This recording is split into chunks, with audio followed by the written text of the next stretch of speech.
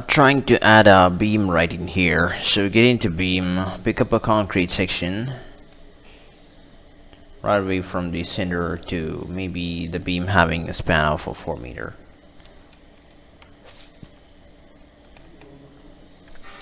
Alright, okay, so here goes your beam. But you got to see these stuff is like here. What I'm gonna do here is I like to extend some sort of rebar right away from the beam to the column. That will be the development length here. So before adding anything, I like to just get into the south elevation, get into wireframe. Fine. Oh yeah, I got bars right here. This is the current situation right here. So what I'm gonna do here is get into the level 2, and I'm gonna cut a section right here. So view, I get into a section, and I'll be cutting a section right away, the place where I like to add up the stirrups. Alright, right click and get into the view. I like to add a sort of a stirrups right here, so just picking up the beam rebar. I like to pick up sort of stirrups like this, and the placement will be parallel to the view and at the current work plane. Okay, alright, this is a simple technique to add the sort of stirrups right into the beam. What I'm gonna do next is turn up the fine view so that I could see the rebar and get into maximum spacing of kind of 150. So maybe I like to add up the rebar right away the distance of 50 centimeter right away from the face of the beam. So in order to convey the offset distance, 50 distance, I like to use up the option for just getting to here. I like to do the constraints. Alright, okay, so alright, I like to pick up this face of the column right here. And okay, so the distance is currently 208. I like to pick up the distance as maybe told you 50 centimeter. Alright, so the car will start away right away from here. Next thing I'm gonna do here is right away I like to start this stirrups maybe from the distance like 250 millimeter right away from this face of the beam. Alright, in order to do that, what I'm gonna do here is I like to pick up the rebar. I can get into edit constraints. First, I'm gonna select the valid constraint that will be like the cover of the column or the end face of the column. Then I like to change up the distance, the measurement of the distance that will be take away right from the face of the beam right into here. It could be like, it can be 250.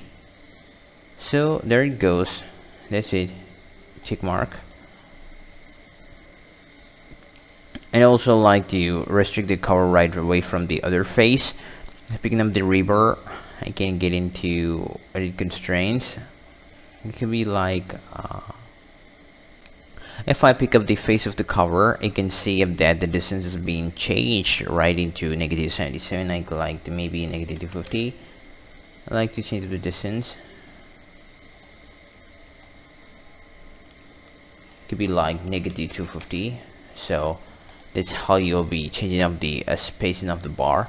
And also like to fix up the normal longitudinal bar right into here. So anyways, rebar, adding a longitudinal bar in the near reference cover, you can see that rebar will be right away in here. I like to place it up a rebar like this.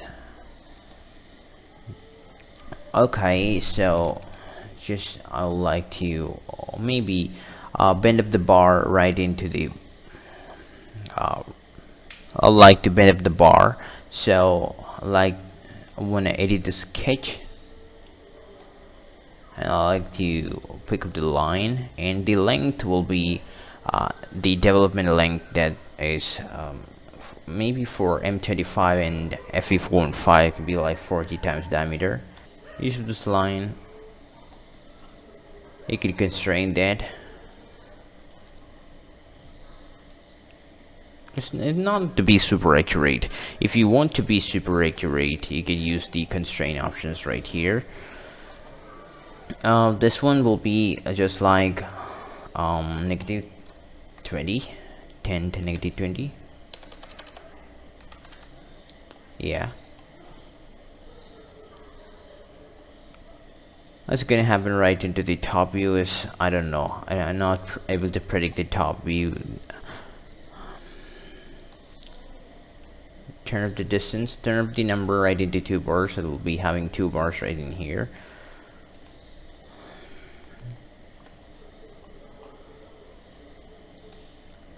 Fine.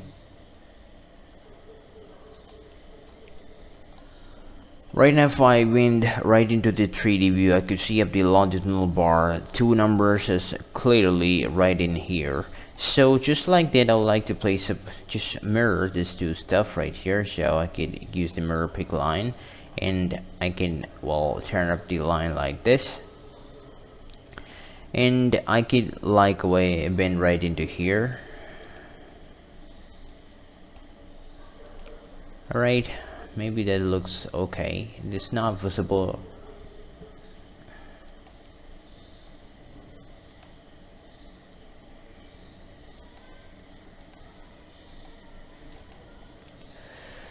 So that's all about the well placement of rebar right into Revit Structure.